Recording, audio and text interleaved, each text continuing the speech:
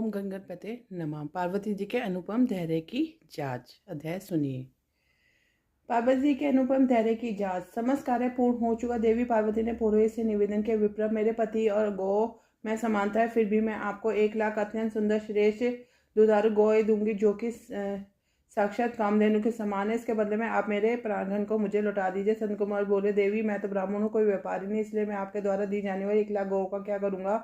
उल्टे उनके पालन की समस्या मेरे समक्ष आ खड़ी होगी और उस स्थिति में मैं अपने नित्य नैमित्तिक कर्म भी ठीक प्रकार से करने में असमर्थ हूँ। इसलिए मैं अपना भला इसी में करता हूँ कि इन आभूषण क्षण भगवान को ही अपने साथ रखता हुआ इन्हें आगे की ओर 3 लोगों का भ्रमण करूं। उस समय उनके अद्भुत रूप को देखकर बालक बालिकाएं प्रसन्न होकर ताली बजाएंगे और ठास पूर्वक हो करते चलेंगे। यह कहकर महर्षि ने उपन्यास से कहा कि अशुतोष, अब आप मेरे अधिकार में, इसलिए यहाँ आकर बैठिए। यह सुनकर भगवान शंकर संतों के पास जाकर शांत बैठ गए। अब तो देवी शैलपुत्री को बड़ी व्याकुलता हुई। उन्हें यह आश्वासन न था कि सीधा साधा दिखाई देने वाला ब्राह्मण इतना हट उतर जाएगा और भगवान त्रिलोकीनाथ के वचनों पर भी ध्यान नहीं देगा।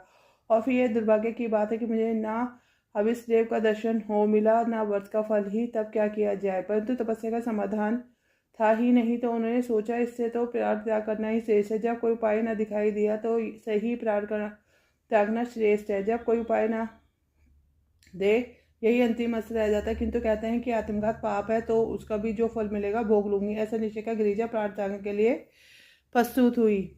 उनका निश्चय समझते ही ब्रह्मा विष्णु को देर न लगी। उन्होंने समझाया, देवी विपत्ति के समय धैर्य का त्याग ही विनाश का प्रमुख कारण होता है। किसी भी संकट से मुक्ति पाने का उपाय आत्मघात नहीं हो है, वरन विवेक बुद्धि से काम लेना है। इसी के साथ यह अध्याय पूर्ण होता है।